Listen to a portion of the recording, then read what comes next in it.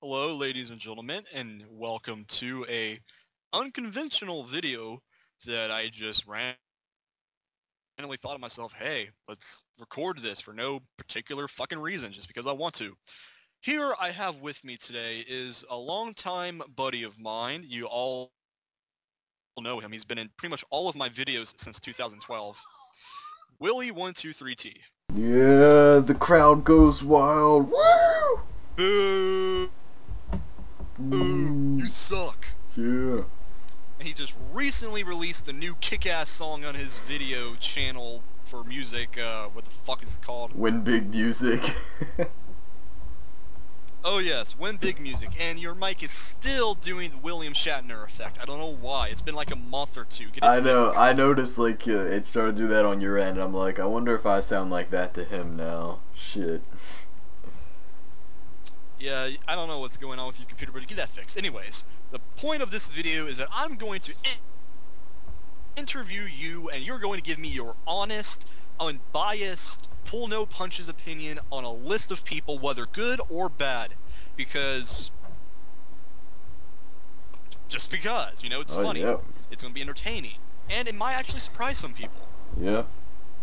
So first, this one guy, he's a huge YouTube star, unquestionable YouTube icon. Right. He's got so many subs, a lot of viewership, a little bit controversial. He's master of Extreme 93. Oh, I knew you were gonna pull that one on me. Well, I mean, you can't really do a video of this nature without talking about him. So, I've obviously got a lot to say, but I'll just talk about my personal experiences with him, because believe it or not, I was actually friends with him back in the 2010 days. And let me tell you, man, he has been a piece of shit for the past 3 years of his life, probably even more. But, so... Okay, let me stop you right there just for a sec. I don't really know this guy all that well. I hear lots of good things about him, but I want to know just your honest opinion. Why are you friends with him? Well, you see, he does like these really weird random things that like really catch you off guard. Like normally you can kind of predict like the average day for him. He'll like cry in his shower, to, you know, maybe patch up his box a little, go to this really shitty job for Mexican people, you know, just that kind of standard stuff for his life. But every now and then he'll throw a really oddball at, like he'll just like put you in a call and like ask you about your opinions on random people. Like, I don't know, it's just that kind of stuff that really keeps you, you know, in on that guy. Sounds like to me he's quite the edgy motherfucker. He is indeed. He's very sharp. Alright, moving on now. We can all agree this Master of Extreme 93 person sounds like quite the interesting person, but I want to know your opinion on another interesting person, well-liked, everybody loves him, Giancarlo Perry Mango 11. Right, so for those of you that don't know, I did a 30-minute rant about this man when we first found out that he had stolen a remix from Lugia Dialga, and I said pretty much everything I could possibly say about him there, but just to sum it up, I don't like him for various reasons. I've, you know, had beef with him since 2010. He's done a lot of really bad things and just gotten away with it, which isn't right in my opinion. It'd be one thing if like people just distance themselves from him, but no, he gets praise, and then that allows him to get away with things such as stealing intros, remixes, various other, you know, forms of video and audio, supposedly abusing his ex-girlfriend, stealing money from someone, and just doing a lot of really just like vicious things, really. Just like, well, just from my unknowing standpoint, I mean, I'm hearing the names of these people really for the first time, and all these things that these people have done, I had no idea, and from just me hearing all these things for the first time, this guy sounds like the biggest douchebag on the planet. I'd say he is. He's right up there with Master Extreme 93. I wouldn't go that far, okay? That far, but yes, I think we can all agree, just from hearing all of these basic things about him that everybody seems to know, he is very, very unlikable, and might actually want to say he could actually make a case for worse, I repeat, worse than that guy who does the videos of the Brofist. I don't even know his name. What was his username again? I can't remember. I cannot remember his username for a sec. Wait, who are we talking about? The guy who does the Brofist. Oh, PewDiePie. And he's from Sweden, and he... Yeah. Oh, yeah, that guy. He's worse than him. I don't know. I don't know the names of any of these people. I'm not a YouTuber. I'm just a guy who's interviewing you. Pardon if I'm unfamiliar, you know, with the YouTube community. I'm trying my best here. Now, another guy that you wanted to say a few things about, positive and negative maybe, is a person by the name of Sirkavet Timlii. Alright, so this motherfucker, the first real experiences with this guy that I ever, really saw his name plastered on anything was when he did this one really gay co-op LP with that Master of Extreme 93 guy, and, that didn't go anywhere because, well, obviously it wasn't on the part of Master of Extreme 93 because he didn't have anything better to do, but this Sierra guy, I guess he's just a lazy, independable piece of shit or something, but, the main beef with this guy is he's what, like a fucking 19-year-old male who doesn't like drugs or sex. So I mean, I don't want to hate on people for mental deficiencies, but that's just not the kind of person I want to be around, if you know what I'm saying. And it just sort of like oversensitivity also kind of plays into that. I don't know. There's a lot of shit going on in that dude's head that needs to get checked out. But whatever, live and let die. Sounds like, just from the whole clean-cut, straight-edge attitude you're painting this person out to be, I don't think it's a crime to necessarily not want to do drugs or alcohol or sex or anything like that. This guy just seems to want to have some sort of online presence on YouTube and still put real-life stuff as his main priority, and to me, it has to be one or the other. Yeah, that's obviously true. Like I was saying, the previous two people we've discussed, Mox and Gian, they obviously chose the online presence. And then we've got this Sierra guy. I'm gonna say he leans more towards his real life thing, but at the same time, he doesn't take any interest in, like, the conventional, stereotypical things for a college student, so I don't really know exactly what he's doing, but hey, if he's got a group of friends that can put up with that bullshit, then give more power to him. Alright, and talking about bullshit, how about this Happy Dragonite person and his controversial stance on remixes and bullying? Alright, so this guy, he's a bigger faggot than Sierra. It's not just the fact that he's like anti everything that I am. He's just he's actually done legitimate bullshit that would actually be considered ridiculous by most people in the right mind. This guy, let me tell you about how this guy got his little bit of notoriety, his 15 minutes of internet fame. He would take these Pokemon songs, and I know you may have never heard of Pokemon, it's kind of an underground game, but he takes these Pokemon songs, and he throws them into a random program. I'm not sure what he may have been using at the time, probably Mixcraft or Audacity or something, and it's really complicated. He would add reverb to them, then, listen closely, put a picture over them, and, about to blow your mind, upload them. Well, it seems like to me this guy is cutting corners. He does indeed, and I will say that he has kind of stepped up his game after some people more or less called him out on it back in like 2011 or something. He's kind of stepped up his game regarding that, but in reality, all he really does now is reorchestrations for the most part. I don't really keep up with him that much, but that's what I saw last time I was on his channel, and... Well, I think we can both agree that his remixes, they were hit and miss, and he seems to be rebounding, but this really awkward stance he has on the severe issue of bullying is destroying his reputation.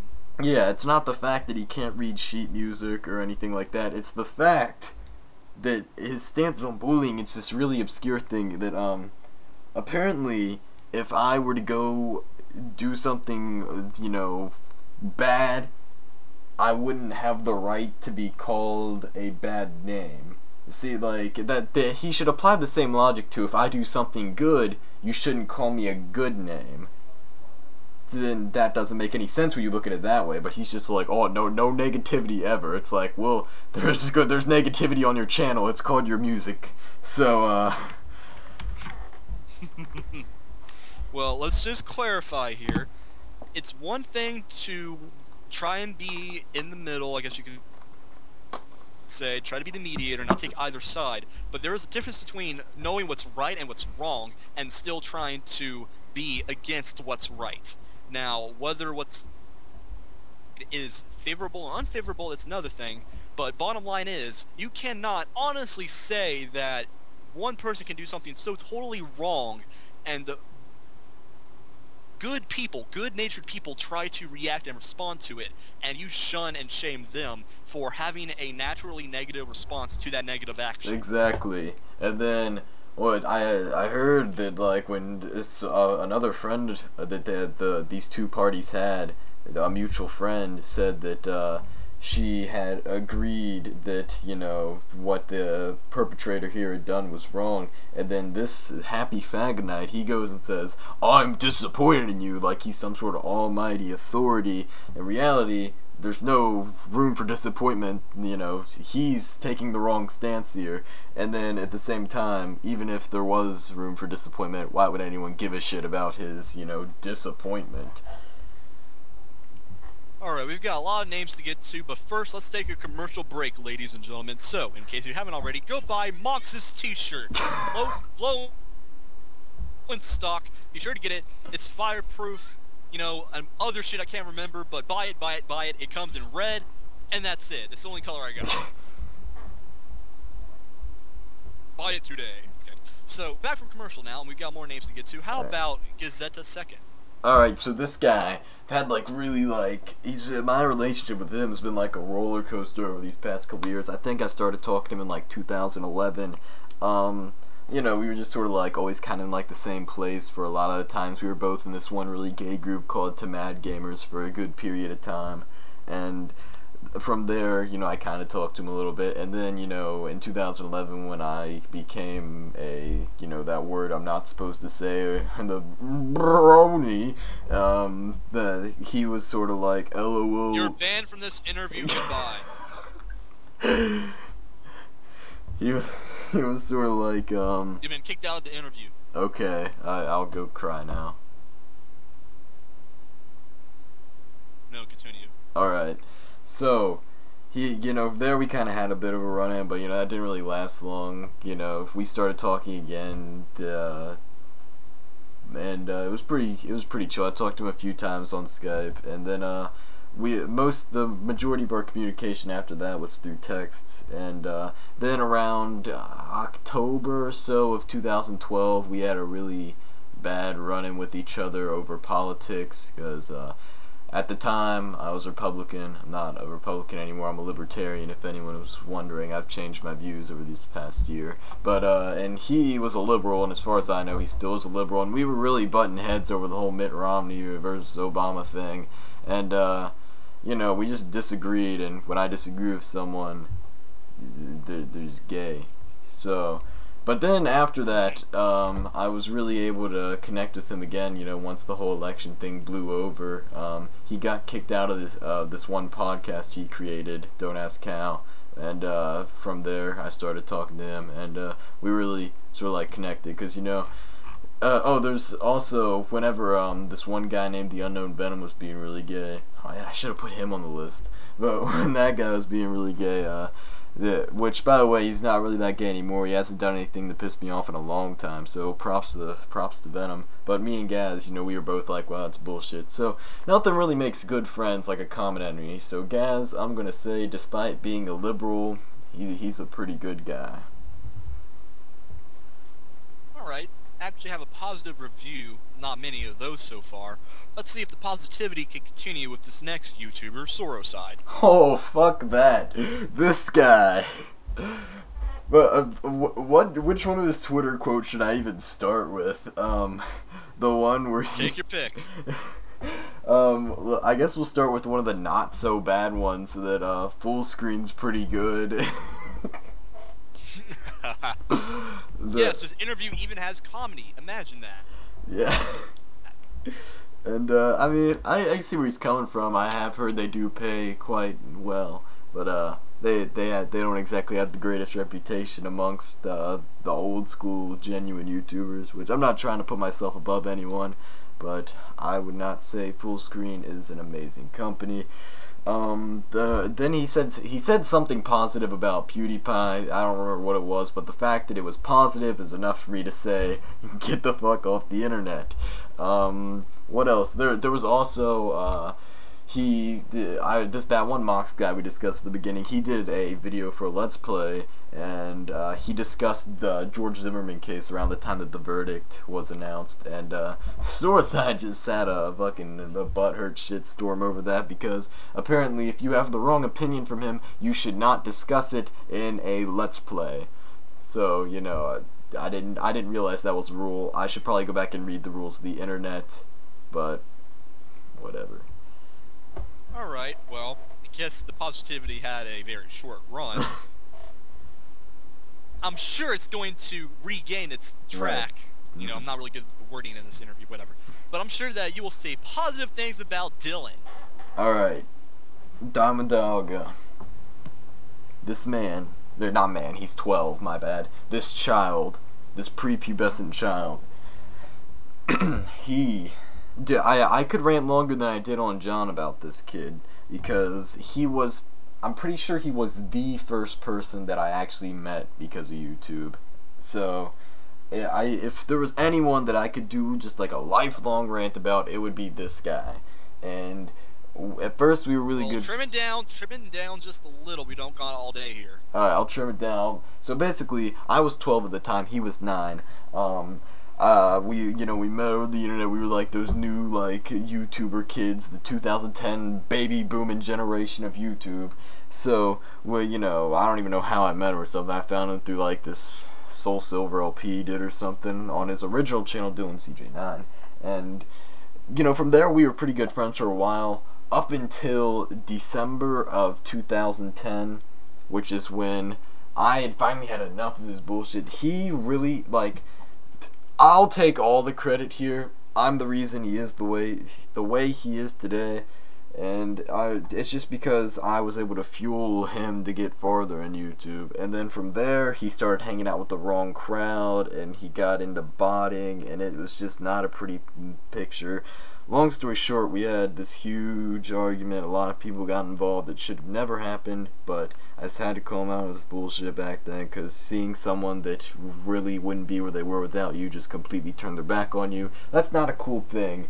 And let's not even begin about this kid's Christmas and Easter and probably birthday and just all of the above, because his family, to my understanding, doesn't make that much money, but they choose to live a more the modest lifestyle, I'd say, just so he can get the best gifts he can get.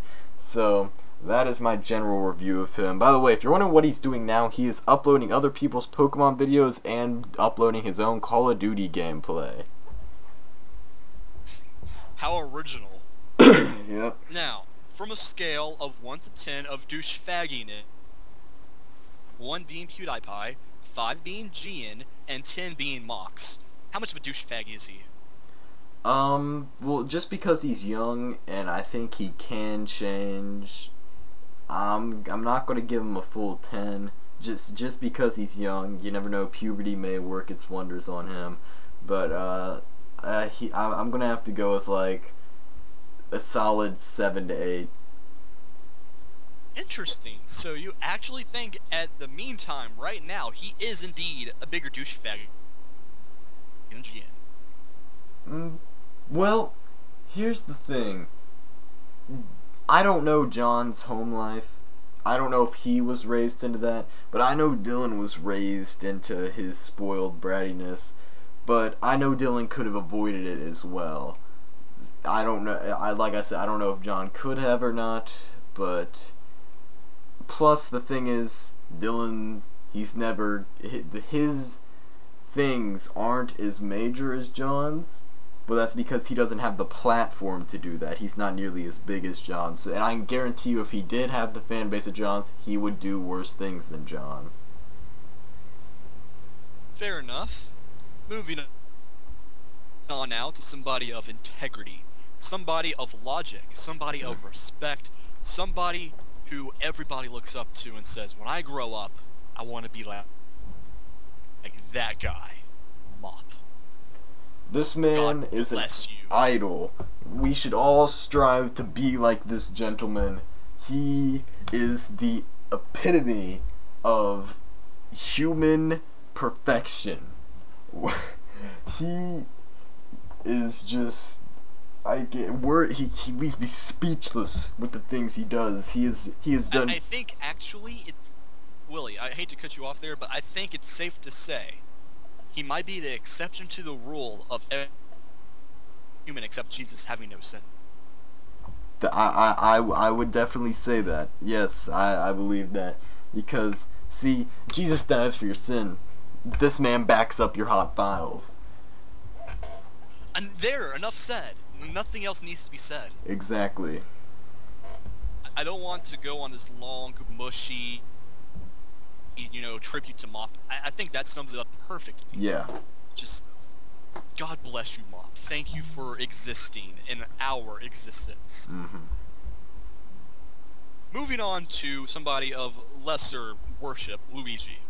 Alright, this guy, I don't even know how I feel about this guy, because some days I'll be like, that is hilarious, you're a good person, then other days I'm like, you don't need to exist, buddy. So, I'm not sure where my first problems really were with this guy. Like, the one that really stands out in my mind was this one day that I was arguing with Mox about music, and this Luigi guy, he really took it upon himself to be as much as a pretentious douche nozzle about it as possible. But, from there, I think I removed him after that or something, and then, he was just like, LOL, got removed, is Willy, what's been up with him lately? All I did was say I didn't like his hipster garbage or something, and I guess that didn't really last too long. Like, we just didn't talk, and that was about it. Ever since then, I mean, we haven't really had any run-ins since, but, I still feel like there's probably a little bit of hostility left over from that, but he still does put some very funny stuff on his Twitter. I would recommend him as a person to follow on Twitter, but yeah, that's about all I really had to say for him. Not someone that I am too buddy-buddy with, but he's not a giant douche nozzle. Personally, it's to my understanding that he is kind of like you to Mox. He stars in a lot of videos, and he is probably one of the few people that he continues to interact with on a daily basis outside of his general circle of friends. Like, there are a select few people he really talks to. Mm-hmm. You, there's Luigi, and like three maybe the most people. Right. So at least he's got that going for him. Yeah. Alright, so now the big one. The one you've all been waiting for. The Commander-in-Chief himself, Barack Obama. Alright, I'm gonna tell you a story. When I was in the 3rd grade, Barack Obama would steal my lunch money every day. How dare he? And now he's president, and he's trying to say that I'm racist. What an asshole. That's all I need to say, man. I don't know how he got elected a second time. Fuck that guy. That's actually a good point. That's one thing, even as an interviewer, I'm not supposed to have an opinion, but I cannot stand people on social media and in real life who claim that if you're white, mostly, it's not if you're Hispanic, but if you're white and you say that you don't like Barack Obama, you're suddenly a racist. Mm-hmm. I have heard that, and it is stupid. It really is. Like, half of my friends online are black. Like, what the fuck? Yep. I do not agree with the fact that, he's a Democrat and all of his policies are policies that I personally think are stupid, and not to mention the fact that I think that he purposefully took credit for the death of Osama bin Laden when he didn't do shit. Exactly. And another thing is, statistically speaking, he is the worst president of all time, which is weird considering, you know, if you had all that lunch money from like the past 13 years of my life, how can you not pay off this debt? Like, come on. What do you spend it all? Fucking basketball court? Oh, wait. Alright, I don't want to go too long on Barack Obama. The Secret Service might shut down our video and arrest us on, you know, charges of treason or something. Alright, so next is actually what you consider to be your best friend, Cody Carls. Alright, so this guy, he's done so much ridiculous stuff. It's like he's like the, he's like Mop, but like on like a darker side sort of thing. Like, I can actually sum up Cody Carls in 4 words, and even though I don't know this guy, I know what the words are. Just from being your friend. Let's say it together on the count of 3, right. Okay? 1,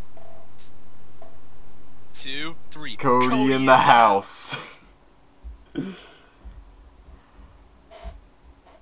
That's all you need to say about this guy. Yep, I think we can just skip him after that. Alright. Saves me the time of making this video any longer than it probably already is. Holy crap, 31 minutes. Okay. Okay, this is a juicy one. You can pretty much go on and on about this one. Zephyrsonic, aka Aurora Virus. This man, he is his own brand of comedy. He is an individual, a character, an entertainer above all else. He is you want to know how baller this man is? He has been on YouTube since like before Google even bought it, and he somewhere along that line obtained a girlfriend online, and he was able to use YouTube as a platform to obtain the money to buy an apartment and live with this woman. That is how baller he is. He bought a life with YouTube. Didn't know that was possible. I honestly think that was his goal when he started. I'm going to start YouTube, and I'm going to save up enough money to buy myself an actual life.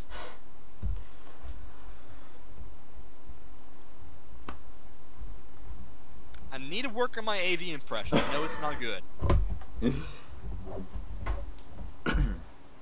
You know, it always kind of bugged me out how he actually lived in the same state as I do. Yeah. That just is a little unsettling. Like, what if I was like to go travel to whatever city or any city close to him, and I'm just like visiting family, and I go to the store and I see him, and I'm just like, oh my god! Like, I would not even know how to react. I'd ask for his autograph. I pray it doesn't. Like, can I get your autograph? Because I'm pretty sure in about 15 years you're going to somehow be a comedian on Comedy Central. And I'm going to have this autograph to prove that I had your autograph before you became the biggest comedian ever.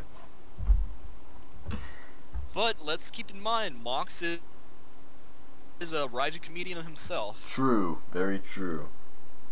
He's on his way, ladies and gentlemen. He's on his way. Alright, this is the last one, and even though it's not that grand of a name to end off of, this entire video isn't that grand, so who gives a fuck? PGM! Alright. PGM, he was the guy from the group that started from the bottom and made it. He used to be just a little guy sitting around playing his Pokemon games. Now, professional NASCAR driver. He is the American dream realized. Yeah, indeed. Now, he has this one problem. Even though he's a professional NASCAR driver, he can't seem to stop falling down these stairs. Which, thankfully, he doesn't have to climb any stairs to get into a NASCAR stock car. You go through those things through the windows. Yeah, that's exactly. Luckily, that has not stopped him in pursuing his career. Yep, like, as long as the track doesn't have stairs on it, he's good to go. He also has to watch out, though. If a NASCAR track suddenly has any right turns, he might be in trouble about that, too.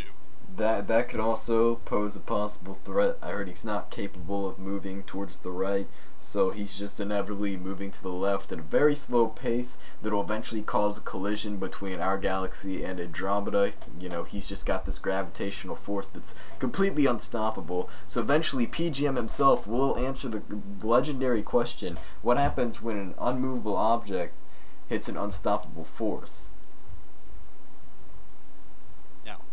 To just clarify, well, how did he get all of his NASCAR skills? Some people say you can't learn anything valuable from playing video games, but the fact is, PGM learned everything he knows about NASCAR driving from playing Mario Kart Wii.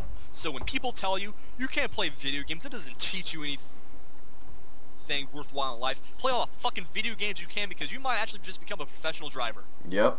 It's a great story. Mario Kart, or it might be Grand Theft Auto, or it might be Saints Row, it might be Gran Turismo, or something. It doesn't have to be racing. Who knows, maybe if you play Call of Duty, you might actually become a special ops assassin for the US military. You might become a faggot while doing so, but you'll become one. Right.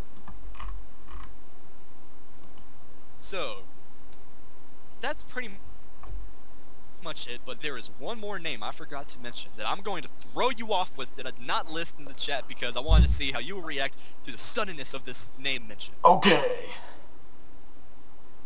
This person, to say that he is controversial is an understatement.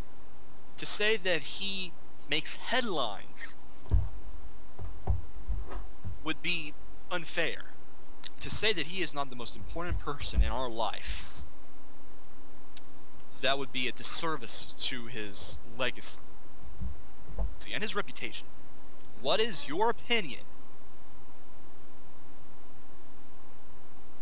on Smooth McGroove? Smooth McFucking-Groove, man. He is smooth and he grooves. He is the man. When people say the man's not bringing you down because the man is now Smooth McGroove. He does these acapellas that don't deserve to be called acapellas. They deserve to be called masterpieces of human instrumentation. That's right, human instrumentation. This guy, he doesn't buy instruments. He makes them with his body. He like cuts his arm off. Bam, there's a guitar. He wants a drum. Cuts his foot off. There. It's ridiculous. We mentioned how Mop is the New Age Jesus. I think it's safe to say that Smooth McGroove is, in fact, God. Right, like, Mop is his protege. That's probably where Mop gets all of his amazingness from. It would not surprise me. Yeah. Now, just to be fair, there is not yet any churches constructed to worship Smooth McGroove in, but once those are constructed, and I am funding them with my own YouTube money, which is not a lot, which is taking this... why it's taking so long. But once I get enough money to construct one, I will. I promise you that. Well, that actually leads into this thing.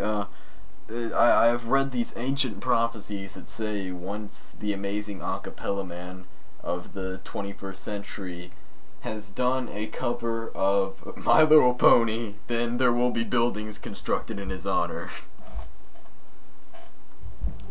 And they will not be funded by me.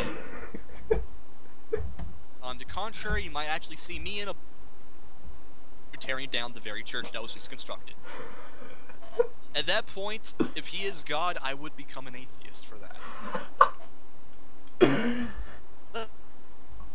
Let's pray that never happens, because I appreciate my worship of him, and I do not want that to be tainted in any way. Alright. I cringe at the very thought of that happening, but hey, I don't have to worry about it until it happens, so let's hope it doesn't. Okay. Well, that's pretty much it. I don't think there's anybody else to give Willy's Tell All about. We might have a follow-up of this video if it gets more than maybe 4 views, which is kind of pushing it, but yeah. Let's see how it works out. This is Interviewer signing out, and yes, this is a completely all made-up fictional parody, so if you get offended, go fuck yourself. Say bye.